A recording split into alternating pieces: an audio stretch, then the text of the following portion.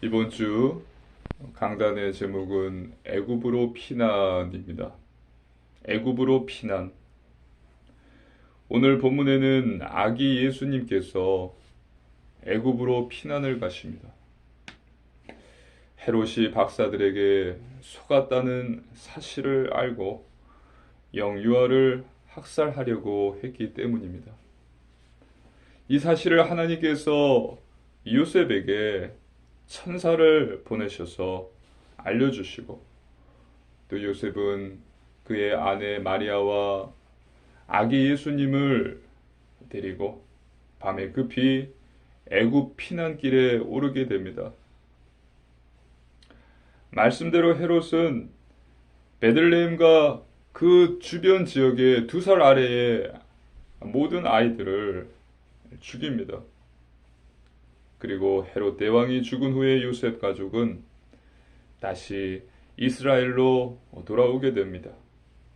하지만 헤롯의 아들 아켈라오가 유대의 왕이 되었다는 사실을 알고서 요셉은 두려워합니다. 그리고 꿈에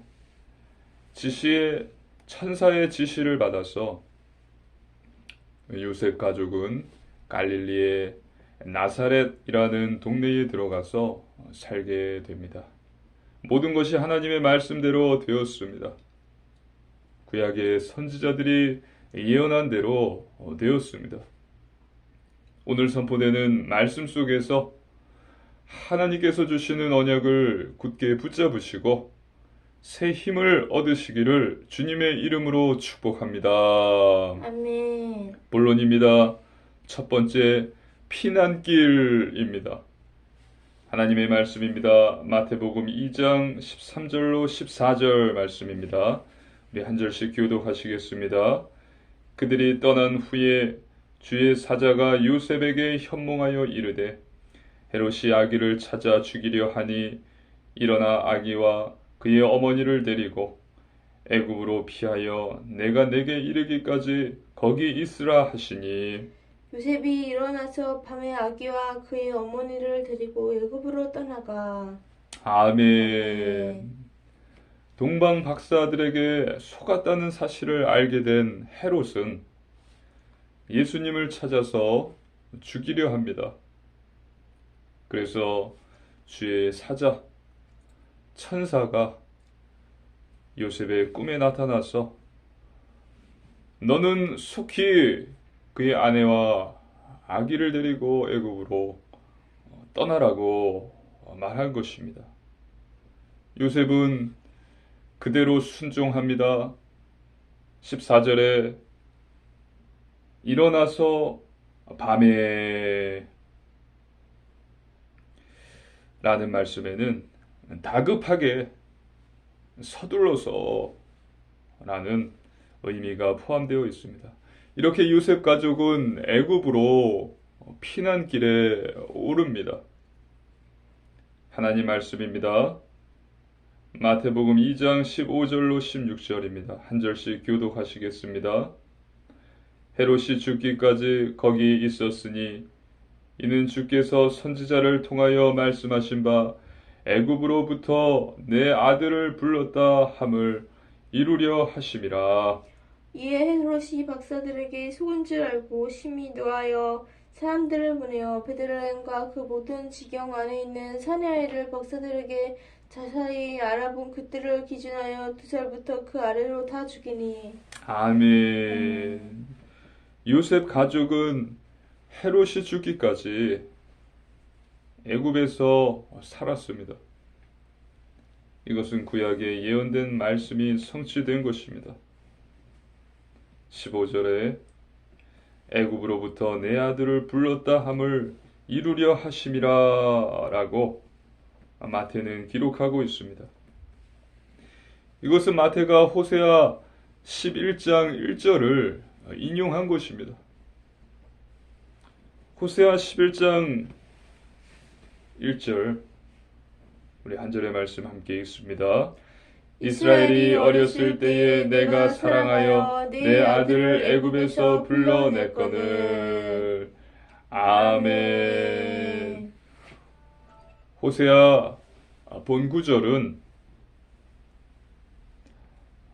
하나님께서 이스라엘을 출애굽시킨 사건을 말합니다. 하나님께서 모세를 애굽에 보내셔서 이스라엘을 출애굽 시키십니다. 지금 마태는 출애굽 사건과 요셉 가족의 애굽으로의 피난 사건을 동일 선상에서 보고 있는 것입니다. 잘 보십시오. 모세가 태어났을 때에 유아 학살 사건이 있었습니다. 그리고 모세는 바로의 딸에게 발견되어서 살아남게 됩니다. 그리고 나중에 하나님께 부르심을 받아서 이스라엘 백성들을 애굽에서 나오게 하는 일에 쓰임을 받습니다. 지금 예수님이 태어났을 이때에도 동일하게 유아 학살 사건이 일어납니다. 애굽으로 피신하였고 위험이 끝나자 다시 이스라엘 땅으로 돌아옵니다. 애굽은 죄, 세상을 상징합니다.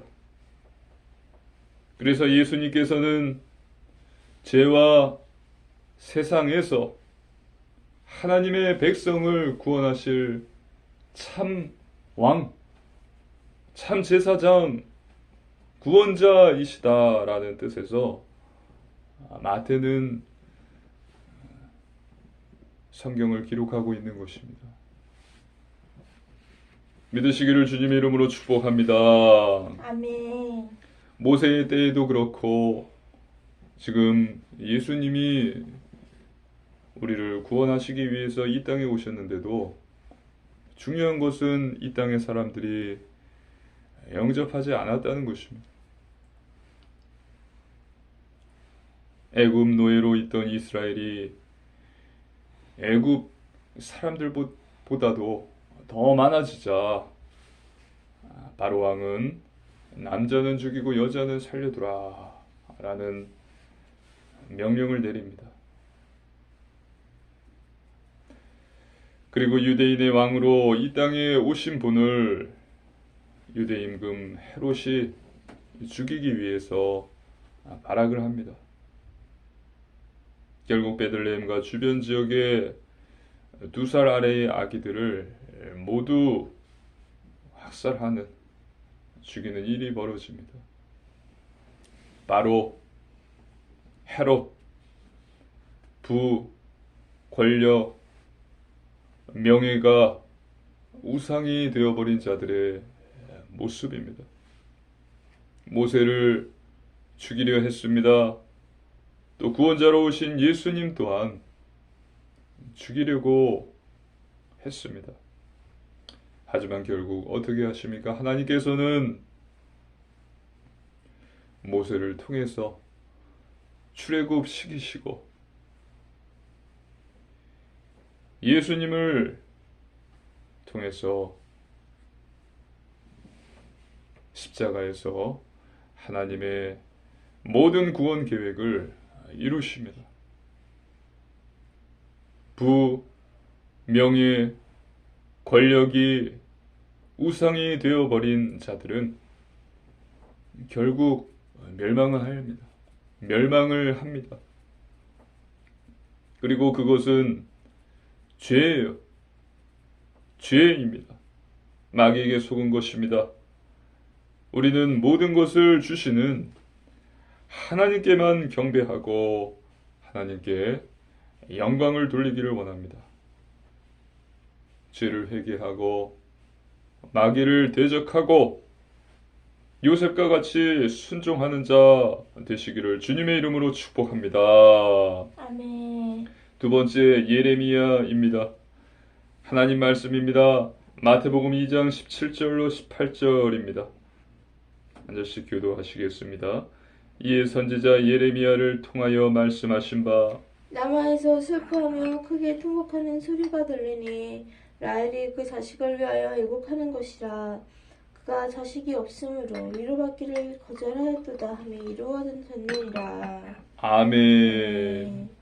이번에 마태는 예레미야 말씀을 인용합니다. 18절 말씀은 예레미야 31장 15절입니다. 예레미야 31장 15절 우리 함께 읽습니다.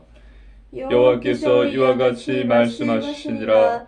라마에서 슬퍼하며 통곡하는 소리가 들리니 라헬이 그 자식 때문에 애곡하는 것이라. 그가 자식이 없어져서 위로받기를 거절하는도다. 아멘. 이것이 무엇을 말합니까? 예레미야 말씀은, 본절의 말씀은 예레미야가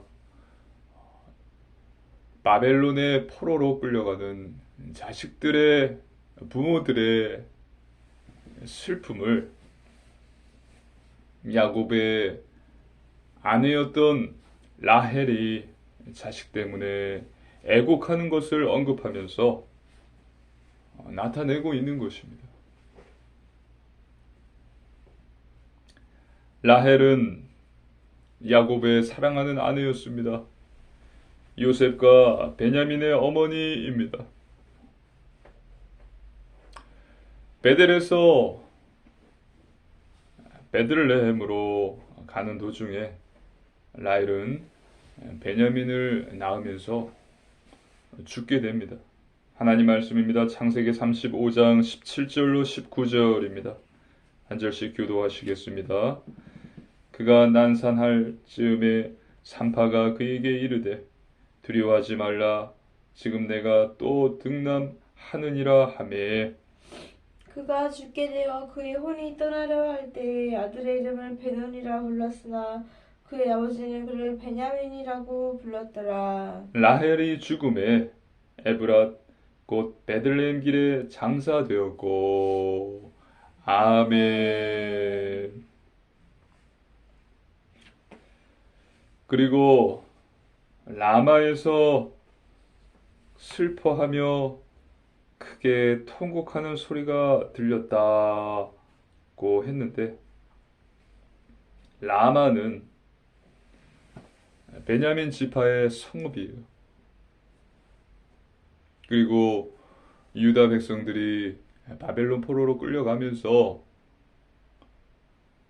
그들이 이곳을 지나갔다고 이야기합니다. 즉, 예레미야는 바벨론 포로로 끌려가는 자식들을 보면서 그 가지는 부모들의 슬픔을, 라헬의 슬픔을 언급하면서 지금 표현을 하고 있는 것입니다. 그런데 오늘 마태는 헤롯의 학살로 인해서 자식을 잃은 그 베들레헴의 부모들의 슬픔을 라헬의 슬픔과 바벨론 포로 그 부모들의 슬픔으로 기록하고 있는 것입니다. 그리고 이 말씀이 성취되었다. 깨닫게 되시기를 주님의 이름으로 축복합니다. 아멘. 예레미야는 이스라엘이 무너지고 이렇게 바벨론 포로로 끌려가지만 하나님께서는 반드시 회복시키실 것임을 이야기합니다. 새 언약을 말합니다. 하나님의 말씀입니다. 예레미야서 31장 31절로 33절입니다. 한 절씩 교도하시겠습니다. 여호와의 말씀이니라. 보라, 날이 이르리니 내가 이스라엘 집과 유다 집에 새 언약을 맺으리라. 이 언약은 내가 그들의 조상들의 손을 잡고 애굽 땅에서 인도하여 내던 날에 맺은 것과 같지 아니할 것은 내가 그들의 남편이 되었어도 그들이 내 언약을 깨뜨렸음이라. 여호와의 말씀이니라. 그러나 그날 후에 내가 이스라엘 집과 맺을 언약은 이러하니 곧 내가 나의 법을 그들의 속에 두며 그들의 마음에 기록하여 나는 그들의 하나님이 되고 그들은 내 백성이 될 것이라. 여호와의 말씀이니라. 아멘. 그래서 하나님께서는 예수님을 이 땅에 보내셨고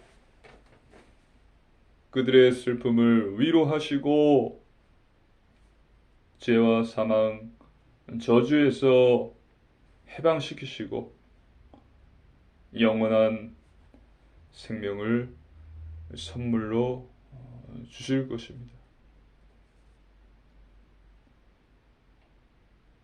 그들은 나는 그들의 하나님이 되고 그들은 내 백성이 될 것이다. 예수님께서 이 모든 것을 십자가에서 이루셨습니다. 구원을 우리에게 주신 것입니다. 나는 그들의 하나님이 되고 그들은 내 백성이 될 것이다. 이 말씀이 그대로 성취가 되었죠. 하나님께서 주신 놀라운 구원의 은혜에 감사하시기를 주님의 이름으로 축복합니다. 아멘. 세 번째, 나사렛입니다. 하나님 말씀입니다. 마태복음 2장 19절로 22절입니다. 한 절씩 교독하겠습니다. 헤롯이 죽은 후에 주의 사자가 애굽에서 요셉에게 현몽하여 이르되 일어나 아기와 그의 어머니를 데리고 이스라엘 땅으로 가라. 아기의 목숨을 찾던 자들이 죽었느니라 하시니 요셉이 일어나 아기와 그의 어머니를 데리고 이스라엘 땅으로 들어가니라. 그러나 아킬라오가 그의 아버지 헤롯을 이어 유대에 임금됨을 듣고 거기로 가기를 무서워하더니 꿈에 지시험을 받아 갈릴리 지방으로 떠나가. 아멘. 헤롯이 죽었어요. 이 사실을 천사가 요셉에게 알려줍니다. 그래서 요셉은 마리아와 아기 예수님을 데리고 그 애굽을 떠나서 다시 이스라엘로 돌아옵니다. 하지만 헤롯의 아들 아켈라오가 유대 지역, 유대 베들레헴 그것을 다스린다라는 사실을 듣게 되고 가기를 무서워합니다. 헤롯 대왕이 죽었습니다. 하지만 그 후에 이스라엘은 3명의 아들에 의해서 세 구역으로 나누어져서 다스려졌습니다. 먼저 지금 말한 헤롯 아켈라오가 유대, 사마리아, 이두메 지역을 다스렸습니다. 그리고 헤롯 빌립 2세가 마타네아, 드라코나티스 지역을 다스렸습니다. 그리고 헤롯 안디바가 갈릴리, 베레아 지역을 다스렸습니다. 이렇게 헤롯 대왕의 세 아들이 그 이스라엘 지역, 팔레스타인 지역을 세 구역으로 나누어서 다스렸어요. 그런데 헤롯 아켈라오, 유대, 사마리아, 또 이두메 지역을 다스렸던 헤롯 아켈라오는 아버지의 성품을 닮아서 잔혹했기 때문에 요셉은 그곳으로 가기를 무서워했던 것입니다. 그래서 천사의 지시를 받아서 갈릴리 지역 나사렛으로 들어갑니다. 하나님 말씀입니다. 마태복음 2장 23절입니다. 함께 읽습니다. 나사렛이란 동네에 가서 사니 이는 선지자로 하신 말씀에 나사렛 사람이라 칭하리라 하심을 이루려 함이러라. 아멘. 마태는 요셉의 가족이 나사렛에 들어가서 살게 된 것도 여러 선지자들이 한 말이 성취된 것이다 라고 말하고 있습니다. 기록하고 있어요. 나사렛 사람이라 칭하리라 하심을 이루려 함이로라. 그런데 옛 선지자들 중에서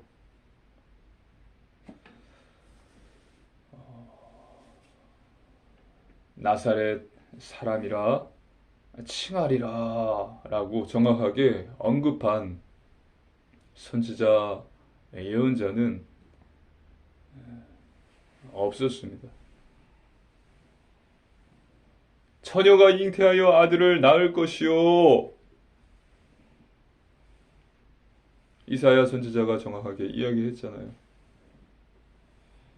그렇지만 나사렛 사람이라 일컬어질 것이다 라고 말한 선지자는 아무도 없었다는 것입니다. 그래서 많은 학자들이 많은 연구를 했습니다. 그래서 결국은 마태가 이 언어 유희를 사용해서 이렇게 말한 것이라고 결론을 내렸습니다. 2장 23절을 보면요. 선지자로 하신 말씀에 여기서 선지자로 하신 말씀에라고 기록되어 있지만 킹 제임스 영어 NIV 성경 버전을 보면 선지자가 영어로 프라핏이죠. 프라핏이 아니라 프라피치. 여러 선지자들이 하신 말씀이 이루어졌다 라고 이야기하는 것입니다. 한 사람의 선지자가 이야기했다는 것이 아니라 여러 명의 선지자들이 이야기한 것이 이루어졌다.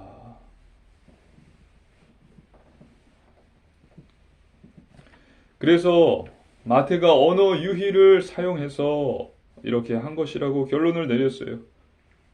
하나님 말씀입니다. 이사야 11장 1절입니다. 함께 읽습니다. 이새의 줄기에서 이사야 11장 1절이요. 이새의 줄기에서 한 싹이 나며 그 뿌리에서 한 가지가 나서 결실할 것이요. 아멘. 여기서 가지는 메시아를 상징합니다. 그리고 이 가지는 놀랍게도 히브리어로 네체르입니다. 그리고 이 단어는 나사렛과 유사한 자음들로 구성되어 있다는 점입니다. 네체르, 즉 나사렛 사람이라는 말씀이 성취되었다는 것입니다. 그리고 결론에 보탬이 된 사실은 우리에게 오실 이 메시아가 그냥 메시아가 아니라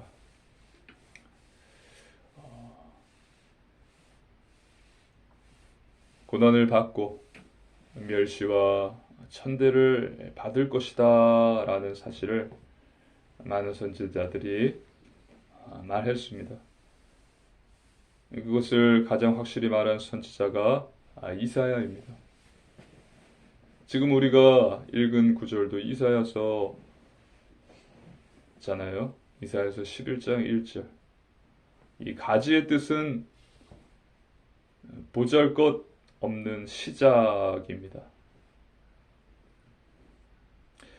나사렛은 갈릴리 북방을 담당하던 로마의 부대가 주둔하던 지역이었습니다. 때문에 대부분의 유대인들은 나사렛에 살던 유대인들을 우리의 원수인 로마인들과 어울려 다니는 그런 회색 분자로 취급했습니다. 유대인들에게 있어서 나사렛 사람이다 라고 하는 것은 경멸하는 표현이었어요. 너 나사렛 지역 출신이지? 너 나사렛 사람이잖아. 그 사람을 경멸하는 거예요. 멸시하는 거예요. 그것에 나사렛이 이렇게 쓰게 된 배경입니다. 하나님의 말씀입니다. 요한복음 1장 46절입니다. 함께 읽습니다.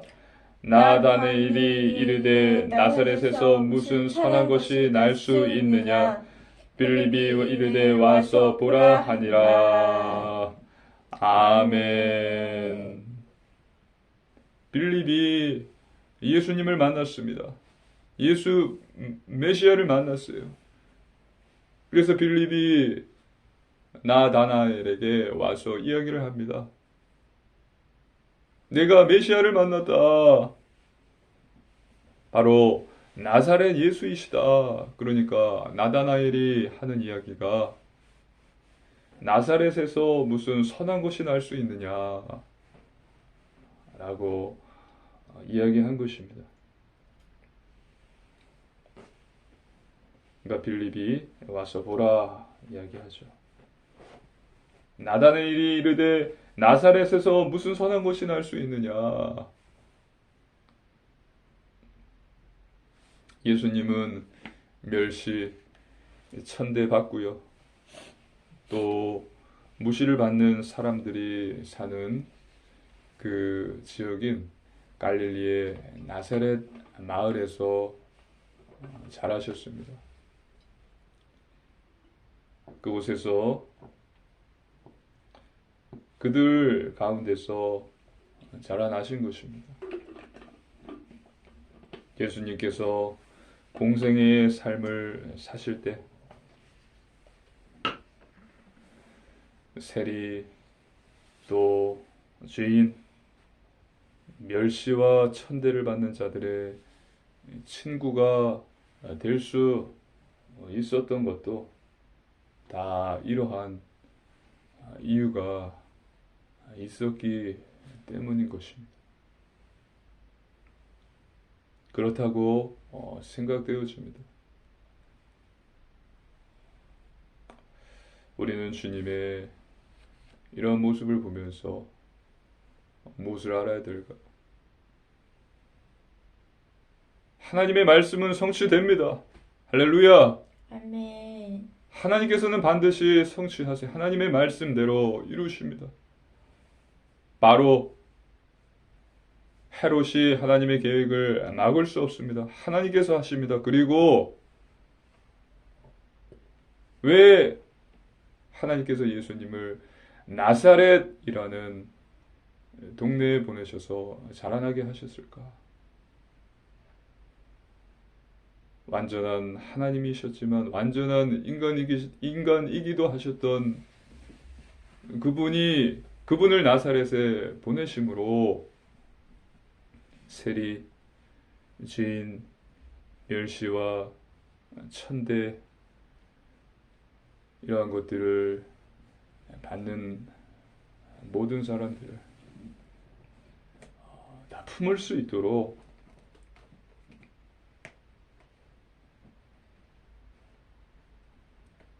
그런 훈련을 시키셨다 쉽게 이야기하면 그렇게 말할 수 있는 것입니다. 말할 수 있는 것입니다. 믿으시기를 주님의 이름으로 축복합니다. 아멘.